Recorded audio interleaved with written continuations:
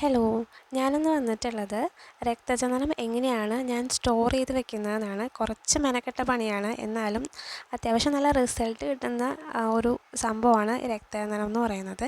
അപ്പോൾ നമുക്കിതുപോലെ ബ്ലോക്കായിട്ടായിരിക്കും രക്തചന്ദനം വാങ്ങിക്കാൻ വേണ്ടി കിട്ടണത്. അപ്പോൾ തലേ ദിവസം ഞാൻ ഇതുപോലെ വെള്ളത്തിലേക്ക് ഇറക്കി വെക്കും. മുഴുവനും മുക്കി വെക്കണ്ട, കുറച്ച് മാത്രം മുക്കി വെച്ചാൽ മതി. അപ്പം ഒരു ദിവസം ഇരുന്നാലും കുഴപ്പമൊന്നുമില്ല. എല്ലാ സ്കിൻ ടൈപ്പിലുള്ളവർക്കും ഇതുപോലെ രക്തചന്ദനം ഉപയോഗിക്കുന്നതിൽ കുഴപ്പമൊന്നുമില്ല. നമ്മൾ മുമ്പൊരു വീഡിയോ ചെയ്തിട്ടുണ്ട് രക്തചന്ദനത്തിനെ കുറിച്ചിട്ട്. അപ്പോൾ ആ വീഡിയോൻ്റെ ലിങ്ക് ഞാൻ ഡിസ്ക്രിപ്ഷൻ ബോക്സിൽ കൊടുത്തേക്കാം. അപ്പോൾ ഞാൻ തലേ ദിവസം എടുത്ത് വെച്ചത് നമുക്കിതുപോലെ ഒന്ന് കുതിർന്ന് കിട്ടിയിട്ടുണ്ട്. ഇനി നമുക്കിതൊന്ന് കല്ലിൽ ഉരച്ചെടുക്കുക. അപ്പോൾ കുറച്ചും കൂടി എളുപ്പമായിരിക്കും. അപ്പോൾ ഉരച്ചെടുക്കാം.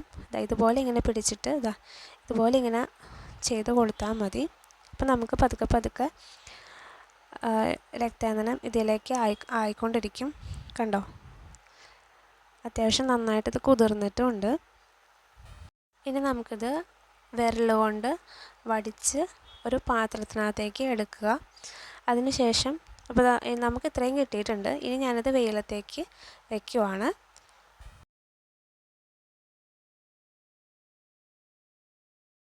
വെയിലത്ത് വെച്ച് കഴിഞ്ഞതിന് ശേഷമുള്ള ടെക്സ്ചറാണ് ഈ കാണുന്നത്. ഇനി നമുക്ക് ഇതിൽ നിന്ന് കുറേശ്ശെ എടുത്തിട്ട് പാലിലോ അല്ലെങ്കിൽ കുറച്ച് വെള്ളത്തിനോ ഒന്ന് അലിയിപ്പിച്ചെടുത്തിട്ട് നിങ്ങൾക്ക് മുഖത്തേക്ക് ഉപയോഗിക്കാവുന്നതാണ്. അപ്പോൾ ഇതെങ്ങനെയാണ് ഉപയോഗിക്കേണ്ടതെന്നുള്ളൊരു വീഡിയോ ഞാൻ ഓൾറെഡി ചെയ്തിട്ടുണ്ട്. അത് ഞാൻ നേരത്തെ പറഞ്ഞ പോലെ ലിങ്ക് ഡിസ്ക്രിപ്ഷൻ ബോക്സിലുണ്ടാവും. അപ്പോൾ ഇന്നത്തെ ഒരു വീഡിയോ എല്ലാവർക്കും ഉപകാരപ്പെട്ടു എന്ന് വിചാരിക്കുന്നു. ഒത്തിരി ക്രീമുകളൊക്കെ യൂസ് ചെയ്യുന്നതിൻ്റെ ഇടയ്ക്ക് ഇതുപോലുള്ള നല്ല നല്ല കാര്യങ്ങളൂടെ ചെയ്യുവാണെങ്കിൽ സ്കിൻ എപ്പോഴും നന്നായിട്ടിരിക്കും.